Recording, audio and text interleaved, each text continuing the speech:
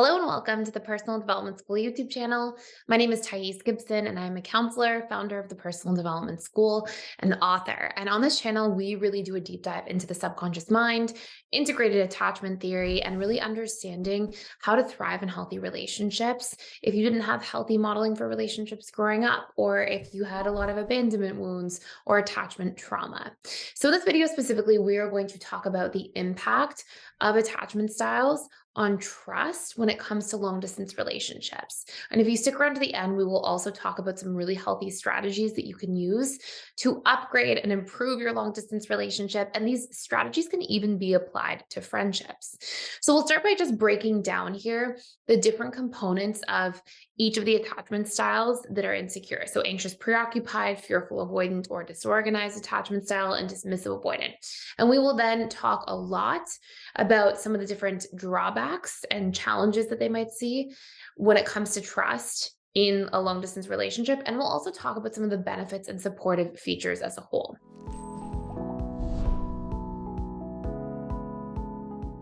So first and foremost, when you look at the anxious preoccupied attachment style, you will tend to see that in relationships, they really care about the consistency of connection. So we'll see anxious preoccupied partners when it comes to long distance relationships pour into their partner. They will show up, they will not miss calls, they will reply back to text messages, they will express a lot of effort and care. And one of the things that happens when we are in a long distance relationship is we generally have to close the gap because there's so much physical space that we can't have that much emotional space. We have to actually close that physical gap through emotional availability, through vulnerability in our relationships, through having deeper conversations, and really through communicating about how to stay up to date on each other's daily lives when in a long distance relationship. In fact, that tends to be one of the number one features that allows a relationship to thrive. So we have an anxious preoccupied attachment style who will show up very effectively for these sorts of components and really pour into them to make the relationship work. But when it comes to trust, anxious preoccupieds in relationships tend to struggle with trusting people not to leave. They have a big fear around abandonment and they may experience a greater need for reassurance in relationships. And they may panic and have anxiety more often when they notice a shift in a pattern in a relationship. And they fill in what that means by telling the story that somebody's about to leave. So I'll give you an example. I had a client once who was dating somebody who was actually securely attached. And this person obviously really cared about my client, always made an effort, put a lot of effort into travel to see this person, all these sorts of things. And they had been doing long distance for about 7 months when my client came to me one day and said, there's a shift in the pattern, something's changed. For sure, they're going to leave the relationship. And I encouraged my client to question that story because I could see that they were sort of projecting this wound out on to the future of the relationship. And they had all of these ideas that because the person was a little bit colder, a little bit shorter on text this one week, that it meant the relationship was over. Now, I'd only been seeing this client for 2 or 3 sessions at the time, but from the way they depicted the entirety of the relationship up until that point, this person clearly cared about them and made an effort in the relationship. So my client was in this position where they were really panicking, thinking this person's for sure on their way out. And I told my client, look, I just want you to address this head on. Have a conversation, just say, hey, I noticed that we're a little bit disconnected all of a sudden. Can we make some time this weekend to really reconnect through FaceTime? And can we plan a trip in the next couple of weeks to see each other again? I miss you. And immediately their securely attached partner responded so positively to this text message while we were sitting in the session. And my client was able to really relax. Like they felt so much more calm and relieved.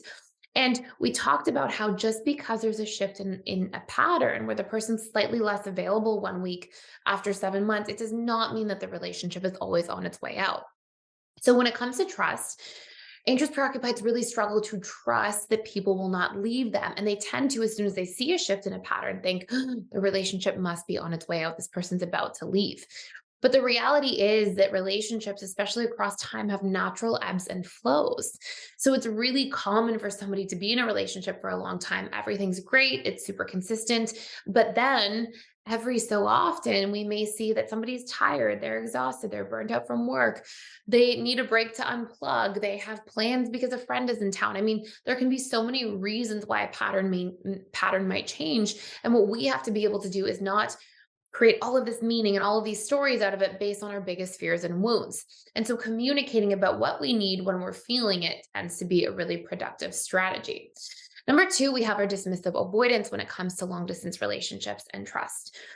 And what we'll see here is that dismissive avoidants tend to be very stable, grounded. They tend to be quick to anger, or sorry, excuse me, they tend to not be quick to anger.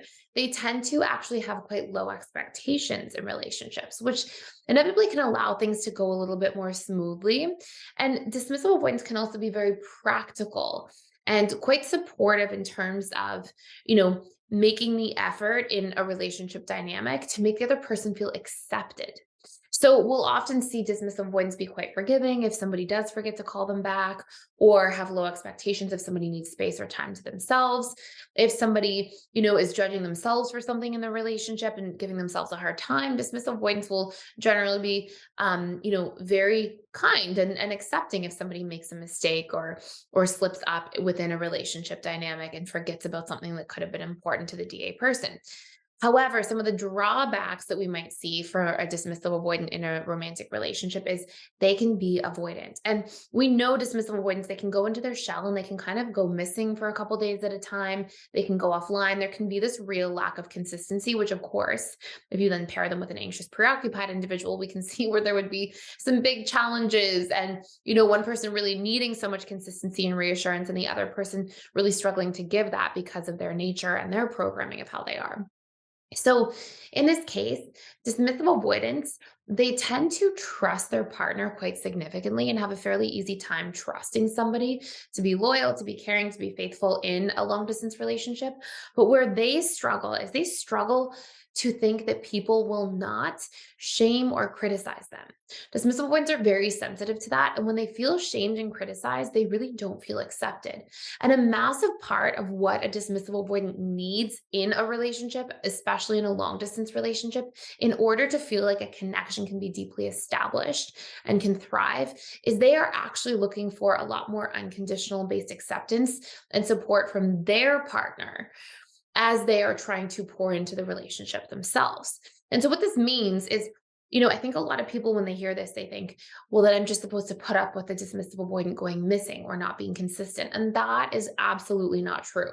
I really don't think it's appropriate or acceptable for somebody in a romantic relationship if we are actually in a committed relationship. Okay. So I'm not talking about the first like 6 weeks or 2 months of dating. I'm talking about once we make a commitment, maybe around the 2 month mark, 3 month mark, 4 month mark, and we have decided, okay, we are exclusively in a relationship together.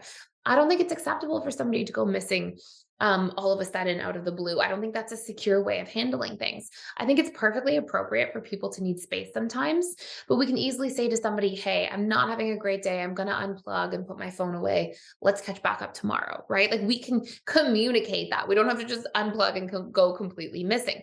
So when it comes to these sorts of dynamics, right, it doesn't mean that we put up with somebody going missing and we are okay with the lack of consistency. But we can be accepting of a person like, hey, I know when you unplug, you're going through something and I accept that. But I also really need you to communicate with me before. If you can let me know that you need some time and space and you need to go offline, I can be more accepting and supportive in you doing that. Right. So it doesn't have to be one or the other. We have to make these healthy compromises to be able to look out for and support each other's needs. Now, if somebody just goes missing all the time, and for days at a time, and they're constantly telling you, okay, see you in a few days.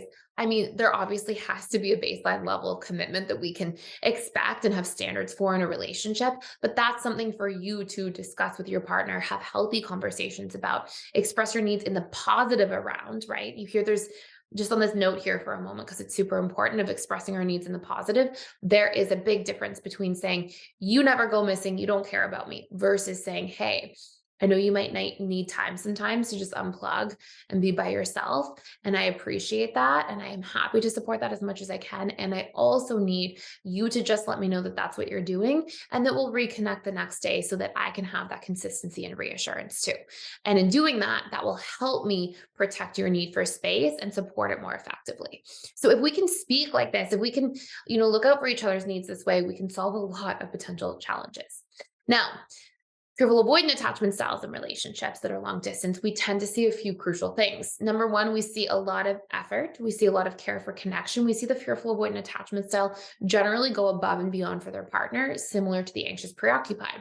We also often find anxious preoccupieds and fearful avoidants alike will go out of their way to create great experiences for connection. They'll try to really deepen the experience when that distance is there to sort of, fill the void of that physical distance that can be taking place. And these are great strategies for relationships. However, we will also see that fearful avoidance on the flip side and really struggle to test their partner, to trust their partner in relationships, and may use strategies like testing to see if that partner is really worthy of trust. Now, we may think that we uncover things from doing that, but sometimes too, we can be jumping to conclusions when we feel insecure about a long distance relationship, or we can be setting people up to fail when we constantly test them on a whole bunch of different things. And the other downside of fearful avoidance when it comes to long distance relationships is we may see them also have bouts or periods of time where they kind of unplug and go missing, generally for much shorter periods than we would see in the case of a dismissive avoidant. But at the same time, we may see that taking place. So these are all things that we want to consider in terms of the impact in relationships. And if we are talking about some of these impacts and ways that we actually want to solve for these things, number one of the most important things that we want to be able to do is, like I said at the very beginning, close the physical connection gap by creating more emotional closeness, right? So we can do things in long distance relationships, like come up with really creative strategies. I'll actually give you three major ones here. Strategy number one being that we can do things that we know emotionally bond us. So if we know each other's love languages, for example, we can do things to really support each other in meeting each other's love languages. If somebody has a love language for gifts, it doesn't mean we have to send them expensive things, but maybe we, send them something small, a little trinket here and there, or a flower, or, these tiny things that show somebody we really care about them.